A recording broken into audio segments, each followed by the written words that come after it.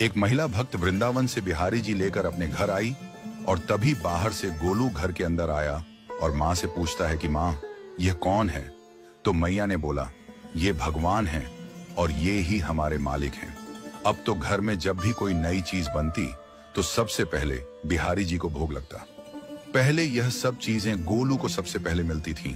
इससे गोलू बहुत चिढ़ने लगा और मन ही मन ठाकुर जी को कोसने लगा। एक दिन गोलू की माँ काम पर जाते समय बोली, गोलू, यमुना जी से मटके में जल भर कर लाना। जब गोलू पानी भरने के लिए जाने लगा तो जाते जाते बिहारी जी को कहने लगा, खाने के लिए तो सबसे पहले तैयार रहते हो, लेकिन काम तो मुझे ही करना पड़ता है।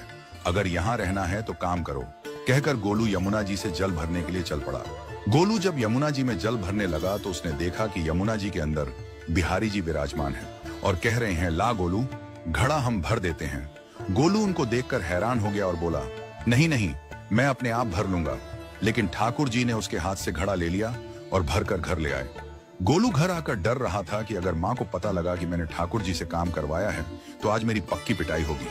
माँ ने घर आकर बिहारी जी को गीले कपड़ों में देखा तो एकदम से हैरान हो गई और कहने लगी कि गोलू, ये जरूर तेरी शरारत है, जरूर तूने ही इन पर जल डाला है। गोलू ने अपनी माँ को समझाने का बहुत प्रयास किया, लेकिन माँ ने उसको डांट कर चुप करा दिया और ठाकुर जी के भीगे हुए वस्त्रों को बदलने लगी।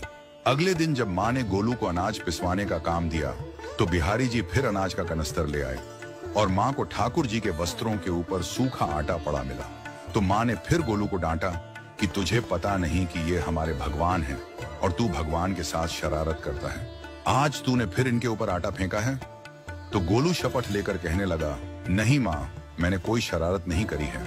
ये तो मेरे हाथ से गेहूं का कनस्तर लेकर खुद पिसवा कर आए हैं। गोलू की माँ आज बहुत गुस्सा हुई। अगले दिन फिर माँ बोली, बेटा गोलू, आज तुम्हारे बाबा बाहर गांव से वापस लौट आएंगे। बस आज का ही काम है, तुम जंगल से थोड़ी लकड़ियां ले आना। गोलू फिर डर गया, कहीं ठाकुर जी फिर मेरे पीछे ना आ जाएं। गोलू ने माँ को बोला कि मैं चला तो जाऊंगा, लेकिन बिहारी जी को समझा लो, वो मेरे पीछे ना आई। उसकी माँ हंसकर बोली, हाँ हाँ समझा दूंगी, तुम जाओ तो सही। गोलू जल्दी जल्दी लकड़ियां लेने जंगल में चला गया और माँ काम पर चली गई। लेकिन उस दिन माँ काम से जल्दी वापस आ गई और देखा बिहारी जी अपनी चौकी पर विराजमान नहीं है। वह तो एकदम से घबरा गई कि कहीं गोलू की शरारत तो नहीं। वह भागी भागी जंगल की तरफ गई। तभी उसने देखा कि गोलू के साथ एक इंसान लकड़ियों को लेकर घर आ रहा है। गोलू की माँ यह देखकर हैरान हो गई कि यह तो बिहारी जी हैं। ये क्या हमारे भगवान हमारा काम कर रहे हैं? इसका अर्थ गोलू ठीक कह रहा था। वह जल्दी जल्दी भागकर ठाकुर जी के पास गई और लकड़ियां उनके हाथ से लेते हुए उनके चरणों में गिरकर रोती हुई बोली, हे बिहारी जी, ये आप क्या कर रहे हो? मुंह गरीब का काम क्यों कर रहे हो?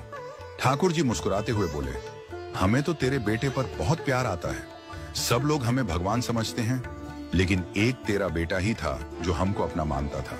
अपना मानकर वो हमें डांट भी देता था, हमारे साथ गुस्सा भी करता था, और जो हमें एक बार अपना मान लेता है तो हम उसके मान के लिए उसके ही हो जाते हैं। क्या आप जानते हैं कि पूजा में दूर्वा घास क्यों चढ़ाई जाती है? ये सिर्फ एक घास नहीं, बल्कि गणेश जी की सबसे प्यारी वस्तु है। पूजा में 21 दूर्वा की गठरी चढ़ाई जाए तो गणेश जी शीघ्र प्रसन्न होते हैं। एक पौराणिक कथा के अनुसार समुद्र मंथन के समय अमृत की बूंदें दूर्वा घास पर गिरीं, जिससे यह और भी पवित्र हो गई। 3 नोकों वाली ये घास त्रिदेव, ब्रह्मा, विष्णु, महेश का प्रतीक है। इसे लगाने से नकारात्मक ऊर्जा खत्म होती है और घर में शुभता भर जाती है। शास्त्रों में भी दूर्वा का पवित्रता का विशेष वर्णन है। तो अगली बार पूजा में दूर्वा घास न भूलें। क्या आप जानते हैं आपकी पूजा में ये अद्भुत घास कैसे ऊर्जा बदल सकती है?